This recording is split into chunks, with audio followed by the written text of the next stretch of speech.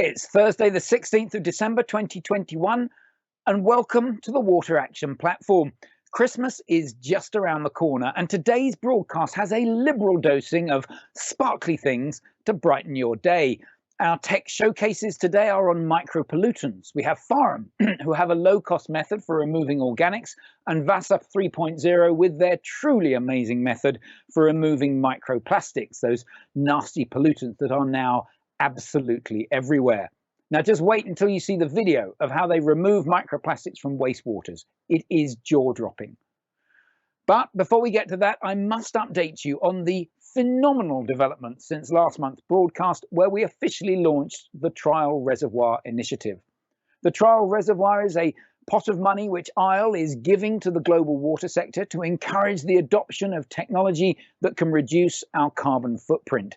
Beneficiaries can be from anywhere in the world, and the applications can be made in the industrial or municipal sector. The differentiator is that the end user must agree that if the trial success criteria are met, they will make a tangible, meaningful commitment to moving things forward. This initiative is supported by a variety of terrific sponsors from all around the world, and last month we had a new one join us from China, Union Power.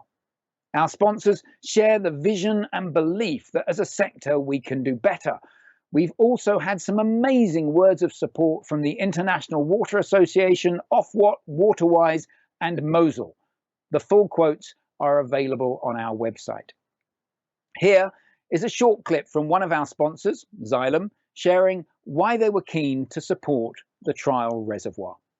Hi, I'm Paolo Zacchi Cossetti and I'm leading the Accelerator program at Xylem Innovation Labs.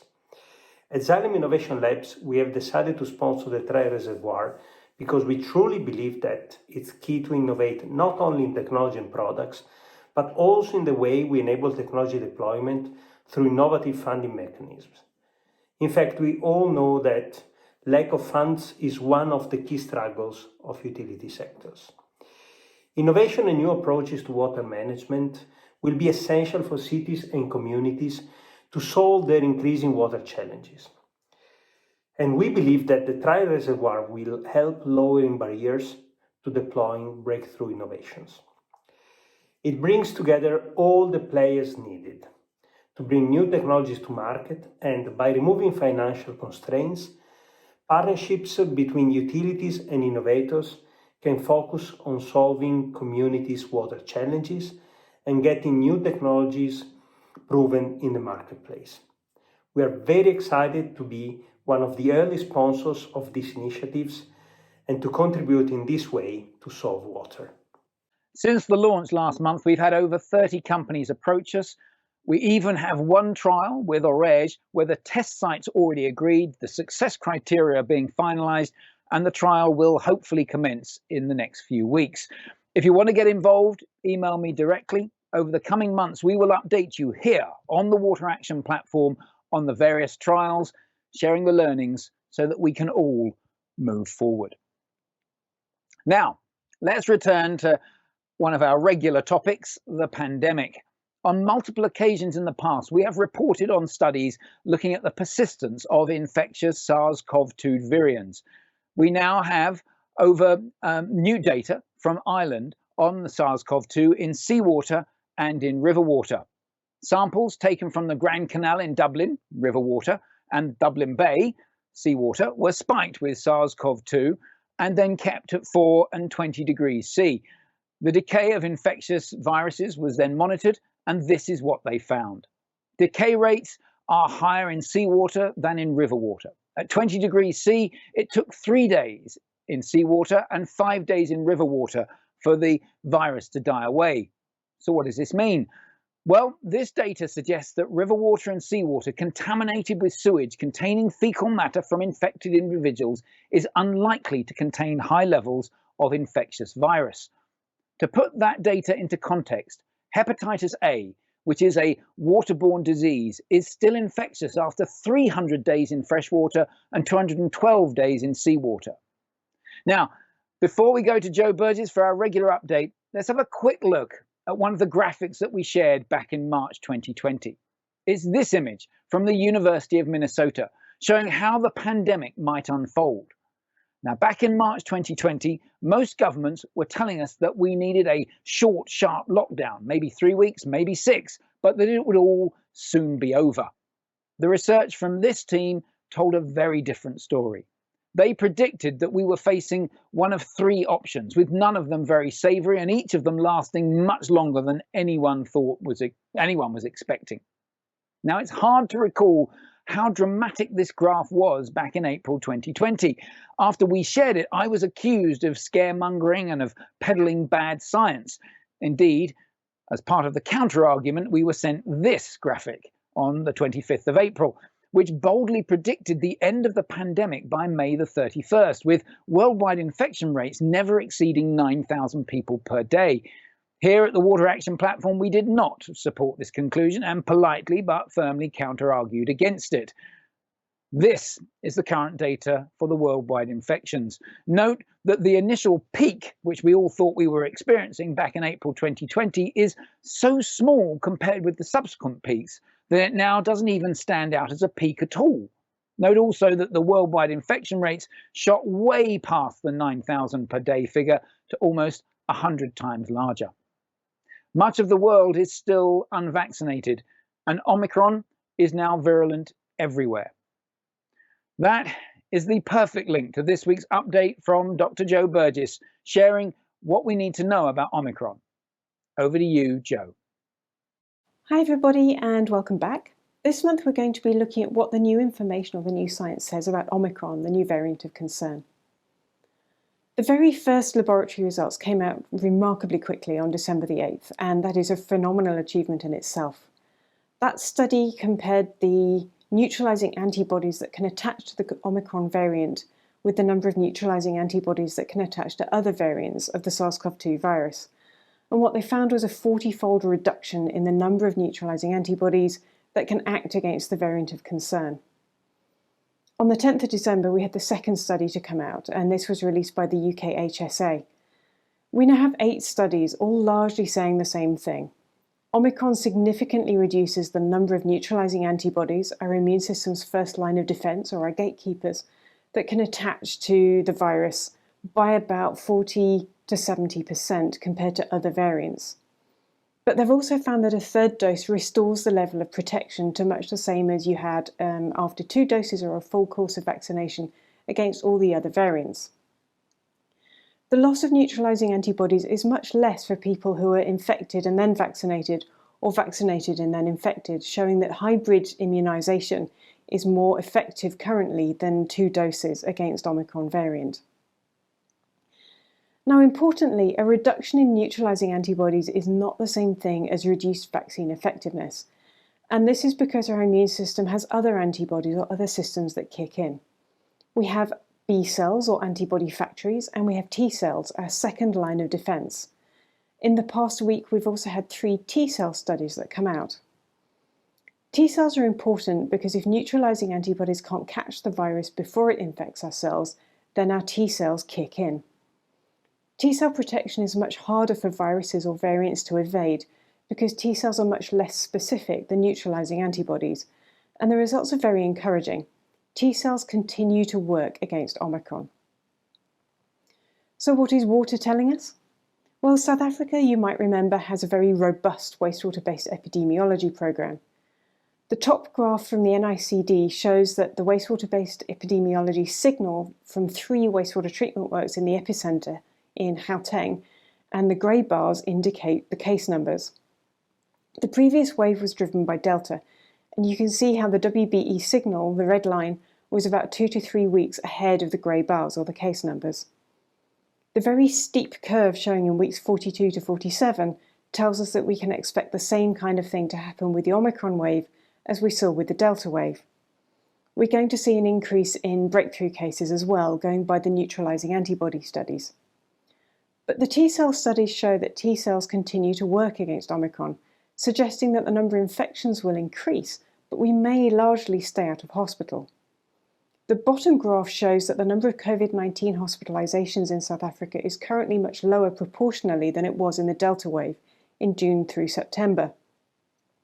It's very tempting at this point to say that hospitalizations, case numbers, and deaths are uncoupling in this current wave, but we're only coming up on a 3 to 4 week sort of lag period between cases and hospitalizations now, so it would be premature to reach a conclusion at this point.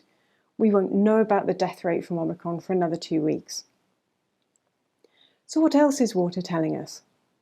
Well, due to reduced human activity during lockdown, the aquatic environment improved in terms of water quality, wild fishery stocks and biodiversity. However, the surge of plastics and biomedical waste has now outweighed the benefits or the positive impacts of lockdown, and pollution has increased, especially in terms of microplastics, pharmaceuticals and disinfectants. These are all micropollutants. They are biological or chemical agents that are present in trace quantities or at or below the microgram per litre level. Urban space spraying with disinfectants has killed wildlife, including pollinating insects and birds. And micropollutants are very difficult to treat in water and wastewater treatment works because they're emerging, they're novel, and they're xenobiotic, meaning they're foreign to biological systems as well. So conventional processes weren't designed to treat micropollutants, and biological systems can't recognize them. Similarly, our reliance on macroplastics, things like face masks and disposable gloves, has increased contamination of water with microplastics. Microplastics form from the weathering of large plastics, so the breakdown by wave action or UV light or wind abrasion. Microplastics carry a range of contaminants like trace metals and potentially harmful organic chemicals, and they leach off this increased surface area from the smaller particles into the environment. And on that less than happy note, I will pass you back. We now come to our technology showcases, and there are two this week. The first is from Pharem Biotech with Zymatic, the low-energy, low-cost technology for targeted removal of organic micropollutants. Now, they achieve this through the addition of special enzymes introduced at the later stages of the wastewater treatment process. Enzymes are bound to a porous matrix material which is mounted in a gravity-fed filtration column where they break down the target contaminants. Here is Martin Ryen sharing some more details. Hi, my name is Martin Ryen. I'm the CEO at Pharem, and I'm going to talk about our technology Zymatic. Zymatic target organic micropollutants, which could be anything from pharmaceuticals to chemicals from the plastic industry or pesticides and many other different types of sources. What's shared among them, though, is that they share a similar type of chemistry, which allow them to be untreated through the wastewater treatment plants and then cause these toxic effects in the environment.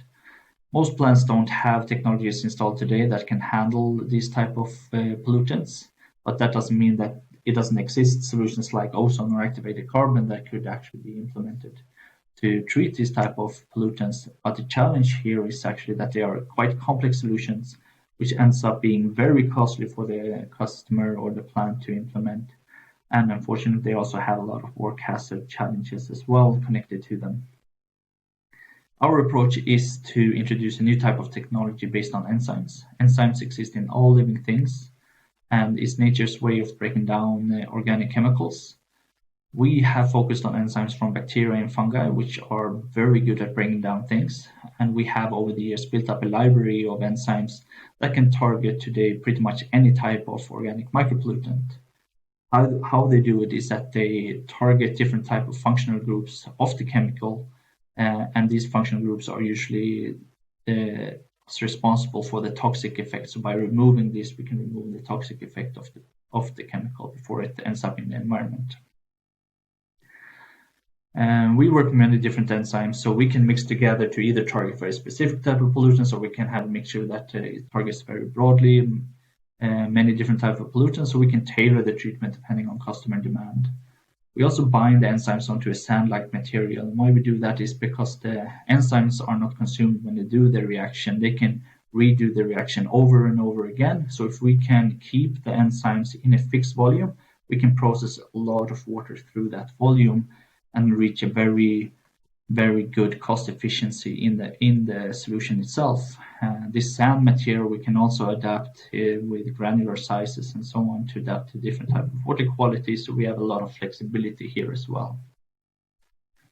And we usually explain it it is as simple as sand. And why that is important is because we can use the exact same type of infrastructure as sand filtration does. So instead of having normal sand, you have the Zymatic sand in there instead. We can offer, these installations are well known, require very low operational handling, and are safe, energy independent, and simply put, very simple type of installations. This has, of course, been tested on large scale through the EU Horizon 2020 program. We could show peak removal above 90% just to show that we can reach very high removal rates. We also had over a broad spectrum of pollutants and over a long time, or above 70% average removal to show stability in the technology. But the important part to also come out of the project is that we can adjust the removal rate through residence time or other factors, so we can adjust that to the customer demand as well, of course. The big part why what we want to do with the Zymatic is to offer affordability. You see most new technologies coming out, and it's even somewhat true to ozone activated carbon, is that, yeah, we can remove this much, 99%, but it's going to cost you 20 times more than you would ever want to actually pay for this type of solution. We want to offer a solution that, of course, reaches regulatory demands or your own demands, but to a cost that is as low as possible. And we can offer up to 5 times lower capex. We can offer half the price in OPEX in some cases. And this is done in a very simple and safe implementation. We have plug-and-play solutions for small installations, and we have bed solutions for large installations. And of course, as I mentioned before, we can also tailor the treatment towards pollutants that you find in your wastewater. So you know that we can guarantee that we can target the pollutants that you have a problem with. And the big part and takeaway from all of this is that we really believe that everyone should be able to afford to do something for the environment. It should not only be the richest, largest municipalities that can solve this challenge. It's a global challenge. And if we really want to make a difference with this type of environmental challenge, we need to make it affordable for everyone to do it. Thank you very much. Thanks from Pharem. Pharem's been piloted at wastewater treatment plants in Sweden, and apparently the results show those cost and capital cost and operational cost savings. If proven true, this is definitely a technology that's worth watching out for. Our second tech showcase is Wasser 3.0 from Germany, and I saw them at Aquatic last month. And what they do with microplastics is simply incredible. Here is Katrin Schuhen, founder and MD, telling their story. So we take detect, remove, and reuse as a strategy, which means with the knowledge about the pollution, we can set up tailored solutions for the removal. And with the reuse step, we directly commit to circular economy and zero waste. And we offer a chance to save resources during the overall treatment process. Finally, and in the end, with the detection method implemented as an inline or online sensoric system, we have a process control and we can directly focus on process optimization. So the detection works with fluorescent dyes, the removal works with Reservior packs. Clump and skim is the system behind, and via bringing the particles out of the system, we can reuse them.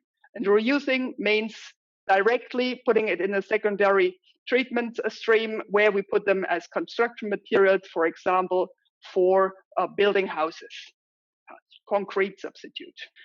We have an adaptable and scalable system from 200 liter to 10 cubic. And here we set batch or continuous systems. And from the reality, that's like that we have a Sierra equipped closed loop process in the back, and we have a combined system in front where we all start our reactions in the technical scale. From the chemistry, and here are some insights of the real processing.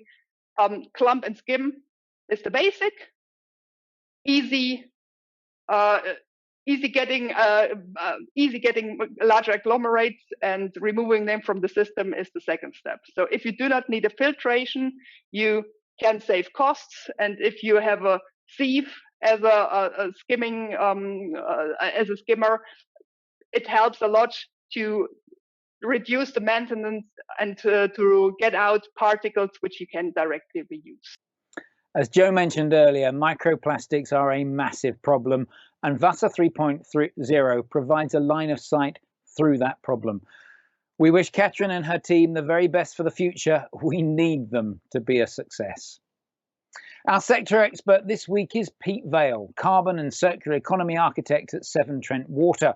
Pete was interviewed by my colleague, Keris van der Weyer, and the discussion was around whether water utilities can remove micropollutants and still deliver net carbon zero. The full interview is available on our website, but here is a little highlight. How can water utilities actually achieve net carbon zero whilst continuing to add more processes to their wastewater treatment to remove these emerging pollutants, these emerging micropollutants such as microplastics and pharmaceuticals? Yeah, you're right, I think, to highlight that as one of our big challenges, because historically our response to tightening of standards, dealing with new standards, has been to put tertiary treatment processes, bolt-on processes on the end of our works that are often quite energy intensive. And so, yeah, the challenge now is to find effective ways of removing these micropollutants, but without having an impact on our carbon emissions. And to some extent, I think it's right and proper to point out that challenge has been made a bit easier with the grid decarbonising.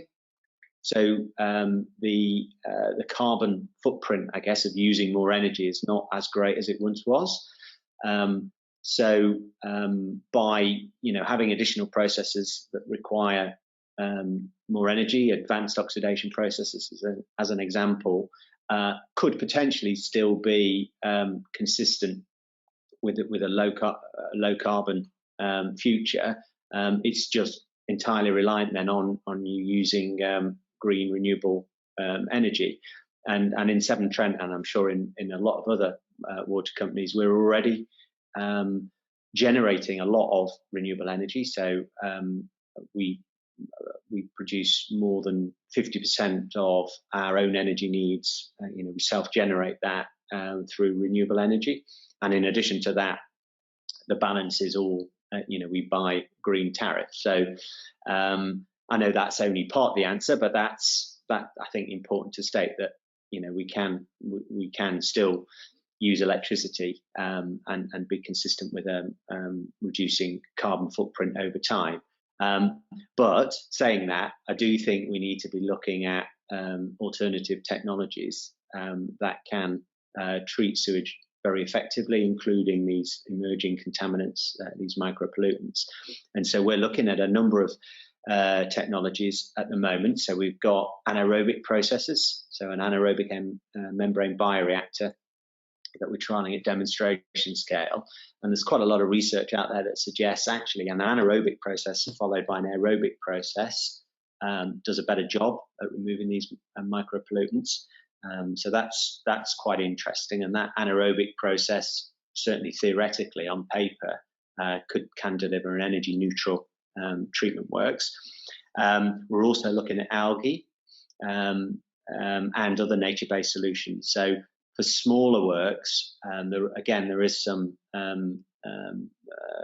research out there that suggests these sort of more nature-based solutions can prove quite effective at removing micropollutants. So we're building a couple of full-scale. We're building one full-scale algae treatment plant, and we'll use that to sort of investigate how effective it is at micropollutant removal. And then other nature-based solutions, constructed wetlands, that's an area of active research for us. For us, there are many barriers. The wastewater treatment, we clean it up and we prevent the micropollutants going into the rivers. We also take out the water and we treat it before we consume it. Well, should we be looking to prevent micropollutants from entering our wastewater treatment plants in the first place, even further upstream? surely this must be a more efficient and less carbon intensive plan or strategy. Yeah, no, 100% agree. I think that's right. I think source control always is the best option. Not always practical or viable, which I'll touch on. But yeah, as a sort of a first line of defence, if you like, it makes perfect sense to initially try and, I suppose, design products, chemicals that don't have these potentially harmful effects. So, be that when chemicals are being designed for, because Scotchgard is a classic example, isn't it, of and these flame retardants for furniture, etc. They've given rise to this issue with PFAS, PFOS, etc. These really persistent organic pollutants that just don't degrade in the environment. Now, benefit of hindsight, clearly that wasn't a great idea. So there's the design, and I suppose pharmaceutical companies too. When new pharmaceuticals are being developed, can they be designed in a way that they degrade more effectively, have less of a potential effect on the environment? I think there are point sources. So going back to pharmaceutical residues, hospitals would be a classic example, wouldn't it, where there are discharges to the sewer. Would it make more sense for some treatment process to be installed upstream of the sewer, where your pharmaceutical residue concentration is that much higher and should theoretically anyway be easier to treat?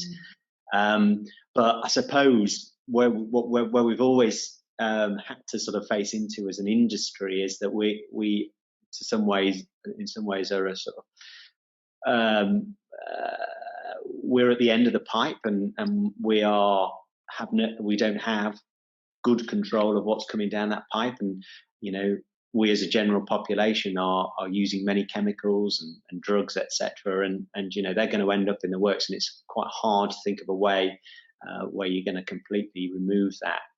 So I think there will always be a need for end of pipe treatment, but couldn't agree more that reducing that load, reducing the concentration by better source control is a very sensible route.